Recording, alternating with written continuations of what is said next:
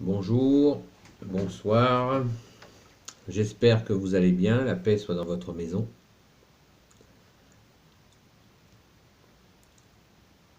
Donc ce soir il est question d'un mot qui va vous paraître un peu surprenant, mais qui est un peu à la mode, qui est utilisé à tort et à travers, mais qui a une signification qui n'a rien à voir avec le catholicisme, et pourtant il faut en parler, parce que beaucoup l'utilisent. Et comme les mots ont un sens, alors le mot en question c'est le karma. Voilà, c'est un mot très à la mode qui est utilisé à tort et à travers. Alors pourquoi j'en parle?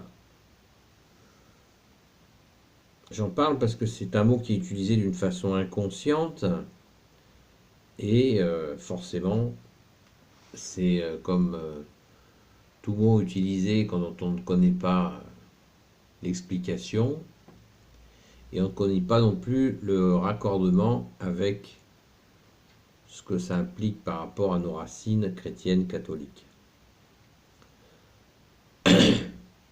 Donc ce mot, il vient de la culture, la philosophie bouddhiste, qui se définit comme telle, étant une philosophie, non pas une religion. Et en deux mots, le karma serait les mauvaises actions que la personne a faites. D'où l'expression mauvais karma, ce qui peut expliquer, d'après eux, les événements douloureux qui pourraient arriver à une personne, donc avec des réflexions de ce genre. À lui, il lui arrive ça, mauvais karma. Alors, c'est assez douloureux comme d'entendre ce genre de choses parce que cela traduit une méconnaissance de notre foi catholique en utilisant des mots qui sont déjà d'une spiritualité lointaine et qui en plus sont utilisés donc dans un sens négatif. Et la plus grosse problématique, c'est que ces mots sont utilisés aussi et révèlent une méconnaissance de Jésus. Donc je vais essayer de vous expliquer en quoi cela fait une liaison avec ce que cela explique une méconnaissance de Jésus. Quand nous sommes baptisés, regardez, j'ai fait 2 vidéos sur le baptême catholique. Donc nous devenons enfants de Dieu. Donc en devenant enfants de Dieu, c'est le baptême, c'est notre passeport pour le royaume des cieux, en faisant bien sûr, en essayant d'appliquer la parole de Jésus, de la mettre en pratique, son enseignement, de façon à pouvoir s'assurer au jour du grand départ d'avoir accès au royaume des cieux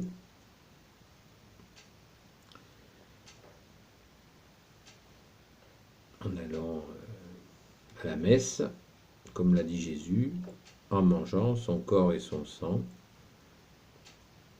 de façon à pouvoir, c'est aussi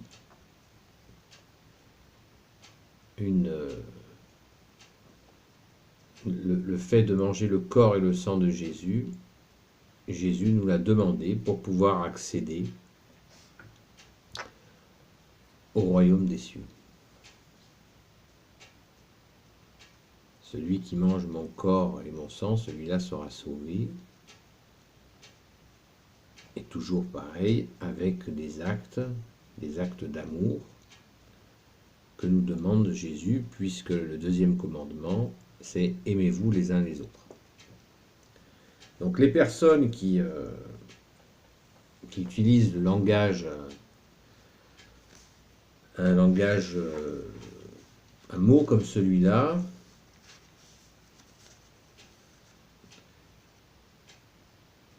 font une abstraction de Jésus. Et c'est là le plus gros problème. C'est-à-dire que ils se mettent dans l'idée qu'ils sont seuls face à d'éventuelles mauvaises actions. Alors que Jésus est justement venu pour nous libérer de nos mauvaises actions en nous remettant sur les rails de l'amour désintéressé, déjà de l'amour de Dieu, de la Sainte Trinité, de ce Dieu qui est Père, Fils, Jésus et Saint-Esprit. Donc, en utilisant ce mot à tort et à travers, il pourrait faire oublier à certaines personnes qui n'ont pas cette connaissance que Jésus est bienvenu pour elles aussi, à ceux qui sont dans des difficultés, à ceux qui se rendent compte qu'ils ont de mauvaises actions, et bien qu'ils ne sont pas seuls. Et qu'il ne s'agit pas de se dire, voilà, je vais méditer sur mes mauvaises actions, et puis c'est tout. Non. Les mauvaises actions,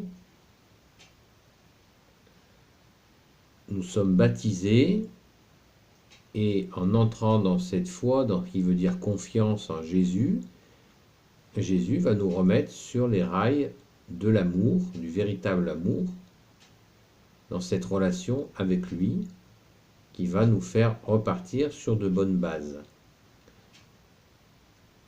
Et nos mauvaises actions, nous pouvons, en confession, demander pardon à Jésus pour ces mauvaises actions, et Jésus, selon la grâce qu'il voudra bien nous donner, nous n'aurons pas à subir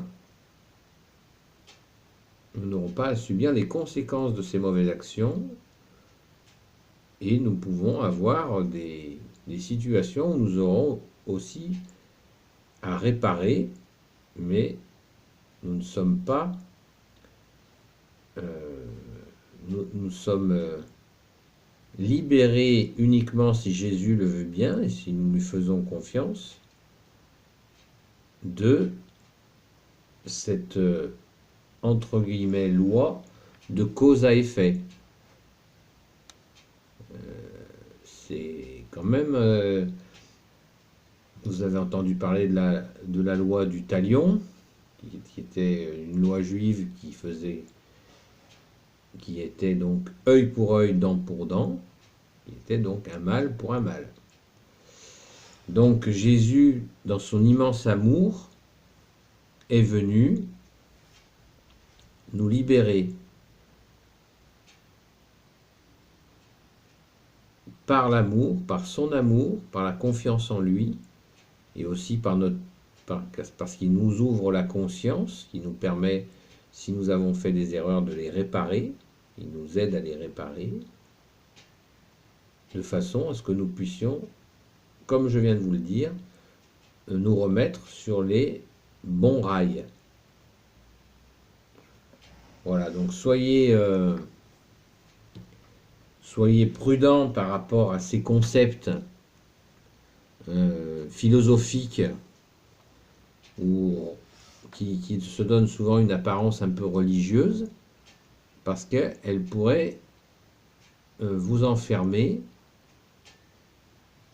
dans une voie sans issue, en disant bah, c'est comme ça, on ne peut pas faire autrement, mauvais karma, au revoir monsieur, dame. Non, non, ça marche pas comme ça. Nous avons un recours, nous avons un sauveur, c'est Jésus. Il ne s'agit pas de lui tourner le dos, il est venu pour nous, il nous a aimés le premier. Donc, nous avons la liberté des enfants de Dieu par notre baptême. Si nous ne sommes pas baptisés, ben faisons-nous baptiser. Il n'y a pas d'âge pour le baptême. C'est mieux d'être baptisé le plus tôt possible, mais il y a des gens qui se font baptiser bien plus tard. C'est pas un problème. Mais nous ne sommes pas seuls. Nous pouvons reconquérir notre liberté par la grâce de Jésus, en nous confessant pour nos fautes, et après en rectifiant notre comportement de façon à pouvoir essayer de faire le bien, d'avoir une vie où nous essayons d'aimer de façon à plaire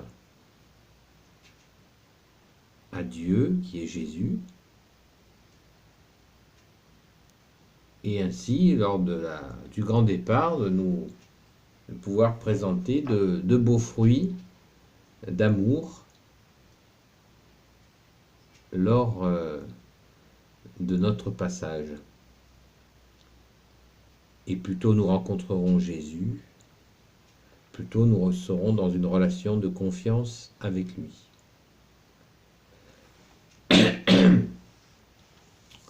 Voilà les amis, très brièvement, cette question-là. Le bouddhisme est rentré dans beaucoup de familles,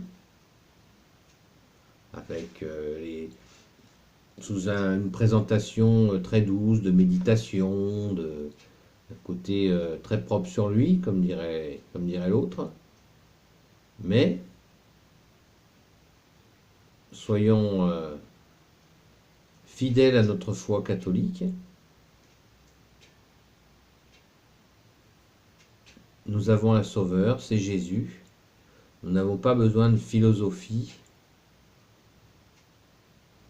qui peuvent nous entraîner dans des incompréhensions, des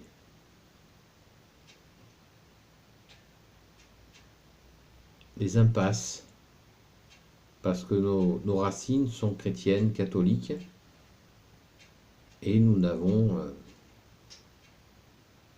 pas de leçons à recevoir de philosophie plus ou moins religieuse ou habillée comme telle, qui pourraient nous perturber dans nos vies, parce qu'elles sont des impasses par rapport à l'héritage auquel nous accédons par le baptême catholique. Nous avons en héritage la vie éternelle en tant que baptisés catholiques. Donc nous n'avons rien besoin d'autre. Nous avons besoin de mettre en pratique la parole de Jésus, qui est une parole d'amour, et nous avons toute l'aide des saints, des anges, des archanges qui servent Jésus pour y parvenir. Et c'est de loin le plus beau, le meilleur des chemins, le seul véritable chemin, puisqu'il nous mène à la vie éternelle.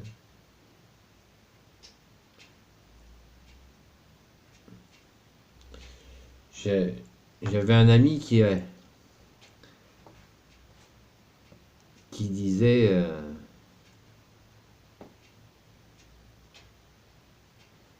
c'est un ami juif qui reconnaît Jésus comme le seul Messie pour l'éternité. Il avait une belle appellation, il disait un bouddhiste, c'est un chrétien qui boude. C'est pas mal quand même. c'est pas mal comme appellation. Voilà. Alors soyons fiers de notre baptême. Et pour être fier de notre baptême et de notre foi catholique, il faut faire des efforts pour la connaître, pour la comprendre et percevoir l'allégresse qui est que nous avons le royaume, accès au royaume des cieux en héritage par la grâce de Jésus, par le don de sa vie pour nous, mort et ressuscité pour nous. Donc faisons-lui confiance pour nous ramener au royaume des cieux, puisqu'il l'a dit lui-même, nul ne va au Père sans passer par moi. Nul ne va au Père sans passer par moi. Tout est dit.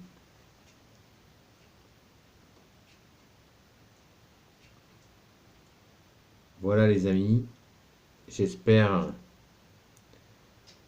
que cette vidéo vous aidera un peu mieux à comprendre des mots que vous pouvez entendre, et je vous invite bien sûr à ne pas utiliser ces mots puisque ils ne correspondent pas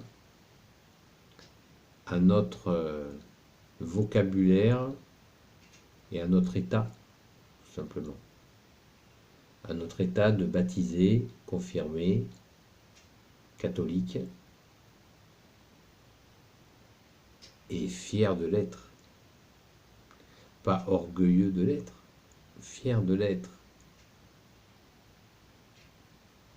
Fier de cette grâce que nous avons reçue de notre Seigneur Jésus, qui est la joie de son Père, notre Père, avec l'Esprit Saint.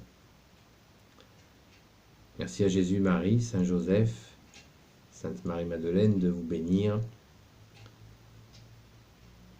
Que la paix de notre Seigneur Jésus soit dans votre maison.